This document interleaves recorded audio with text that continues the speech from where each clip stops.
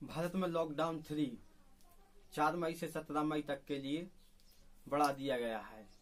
बात यह है कि पिछले जो फर्स्ट और सेकंड लॉकडाउन था उसमें काफी रियायत नहीं थी। उसमें सभी प्रकार की दुकानें और सभी बंद था, केवल किराना की दुकानों को खोला गया था। लेकिन तीसरे लॉकडाउन में केंद्र सरकार के द्वारा अलग अलग जिलों को, जो संक्रमित हैं, जो ज्यादा संक्रमित हैं और जिस जिले में बिल्कुल भी संक्रमित व्यक्ति नहीं है, तो उनको अलग अलग जोनों में बांटा गया है। ग्रीन जोन, ऑरेंज जोन और रेड जोन। तो इस प्रकार से जोनों में डिवाइड किया गया है अलग अलग जिलों को। तो अभी जो रियायत मिली, इसमें सबसे बड़ी रियायत ये है कि जिससे केंद्र सरकार और राज्य सरकार को सबसे ज्यादा पैसा इकट्ठा होता है वह है शराब। शराब के माध्यम से आबकारी विभाग से इनको सबसे ज्यादा पैसा इकट्ठा होता है। तो शराब की दुकानों में रियायत दी गई है कि शराब की दुकानें आप खोल सकते हो। और हमारे देश की स्थिति यह है कि जिस एरिया में शराब की दुकानों में मेडिकल से ज्यादा शराब की दुकानें हैं।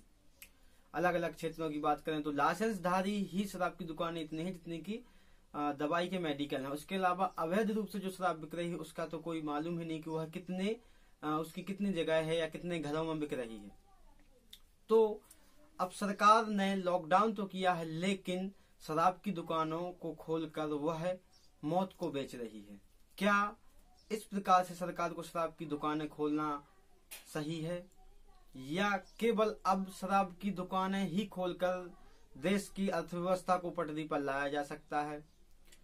और इसके अलावा एक बात और है कि आप अलग अलग आंकड़े निकालें, यदि कि शराब से कितने व्यक्ति रोजाना कितने व्यक्तियों की जान जाती है, या शराब के कारण कितने व्यक्ति जो है बीमार होते हैं या जिनका लीवर फेल होकर मर जाते हैं। ऐसे काफी सारे आंकड़े पूरी फहरिस्त अलग अलग राज्यों की बात करें और ग्रामीण क्षेत्रों में यदि कच्ची शराब की बात करें या देसी शराब की बात करें तो देसी शराब से कितने बीमार होते हैं और कितने पड़े, ये सारी अलग अलग जो है ग्रामीण क्षेत्रों से भी स्तर की अलग अलग पूरी फहरिस्त है।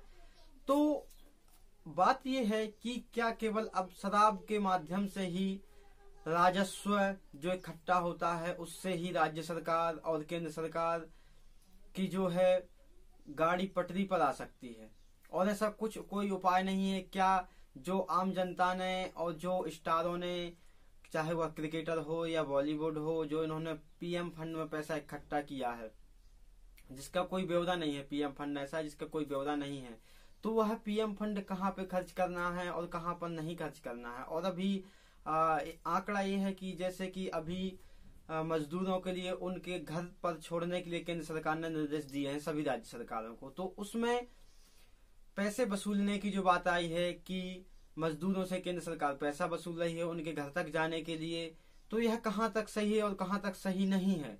क्योंकि कुछ मीडिया चैनल से यह बता रहे हैं कि पैसा लिया जा रहा है, कुछ यह बता रहे हैं कि नहीं लिया जा रहा है। गृह मंत्रालय से निर्देश आया है कि गृह मंत्रालय राज्य सरकार के द्वारा पैसा वसूलेगी। लेकिन वर्तमान स्थिति यह है कि अभी जो मजदूर आए हैं, मेरे कुछ संपर्क में मैंने कुछ मजदूरों से चर्चा की है जो बाहर थे, अहमदाबाद से यहाँ आए हैं सागर तक, तो उनसे अभी पैसा लिया गया 2700 रुपये उनसे वहां से यहाँ तक का किराया लिया गया है। तो फिर यह केंद्र सरकार कैसे कह रही है कि हम मजदूर हैं जो माइग्रेंट हैं, जो उनसे हम पैसा नहीं ले रहे हैं, हम राज्य सरकारों से उनके पैसा लेंगे? तो क्या ऐसा है कि केंद्र सरकार अभी तुरंत ही उनसे पैसा ले रही है, लेकिन उसके बाद क्या राज्य सरकार उनके लिए वहन करेगी? यदि राज्य सरकार उनके लिए वहन करेगी तो वह कैसे करेगी? क्योंकि प्लान किसी के पास है नहीं, ना केंद्र सरकार के पास प्लान है, ना राज्य सरकारों के पास प्लान है, तो वह कैसे पैसा लेगी? इसके अलावा बिहार में जैसे शराब पर पूर्ण रूप से पाबंदी है, तो बिहार अपनी अर्थव्यवस्था को कैसे पटरी पर लाएगी? बताइए, कैसे बिहार अपनी इकोनॉमी को और वहां की जनता को सुरक्षा के प्रति जो है कटिबद्ध है, लेकिन अन्य राज्य क्यों नहीं? अन्य राज्यों में शराब की दुकानों को क्यों खोला गया है? आप यह भी माने कि शराब की दुकानों को खोलना कहाँ तक उचित है? सोशल डिस्टेंस का पालन नहीं हो रहा है, लोग सोकर उठते ही निकल जाते हैं और रात को 10-10, 12-12 बजे तक, तो यह कहाँ तक सही है? ना सोशल डिस्टेंस का पालन हो रहा है, ना मुंह में मास्क लगा के जा रहे हैं। तो क्या हम यह भी मान सकते हैं कि सरकार शराब के रूप में कोरोना बेच रही है?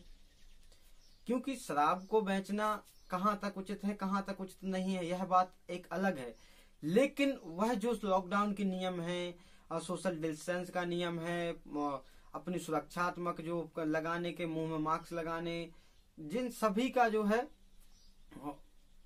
पूर्ण रूप से पालन नहीं हो रहा है, तो हम यही मान सकते हैं कि शराब के रूप में सरकार जो है एक बीमारी को फैलाने और बीमारी का विस्तार के लिए इन सब किए गए हैं। यह नहीं है कि आप ऑरेंज जोन या ग्रीन जोन में हैं, बिल्कुल कोई एक दिन का समय नहीं लगता है ग्रीन जोन से ऑरेंज, ऑरेंज से रेड जोन परिवर्तित होने में। यदि मैं ग्रामीण क्षेत्रों की बात करूं तो ग्रामीण क्षेत्र में यदि एक व्यक्ति आ जाता है कि एक गांव में, चाहे वह गांव की जनसंख्या कितने भी क्यों ना, 1000 हो, 2000 हो या 3000 हो, तो उसको 1 दिन से 2 दिन नहीं लगेंगे, महज 1 दिन से 2 दिन लगेगा और पूरे गांव का हर छोटे से लेकर बूढ़े तक बच्चे के लिए कोरोना से संक्रमित हो जाएगा।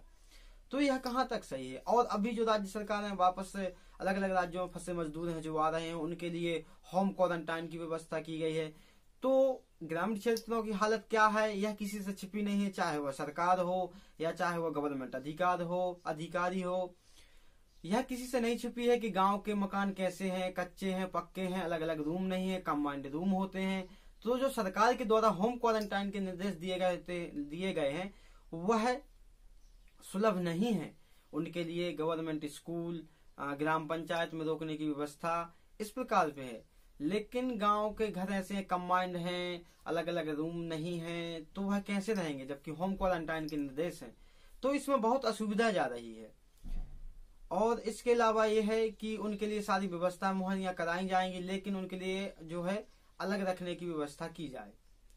तो अब हमारे लिए जानना यह जरूरी है कि जो मजदूर आ रहे हैं या जो वहां पे जॉब कर रहे थे, किसी भी प्रकार की जॉब कर रहे थे, जो अब वापस आ रहे हैं, तो वह जिस संसाधनों से आ रहे हैं, कहीं चेकअप नहीं हुआ, कहीं चेक पोस्ट से किसी ने ट्रक पर बिठा दिया,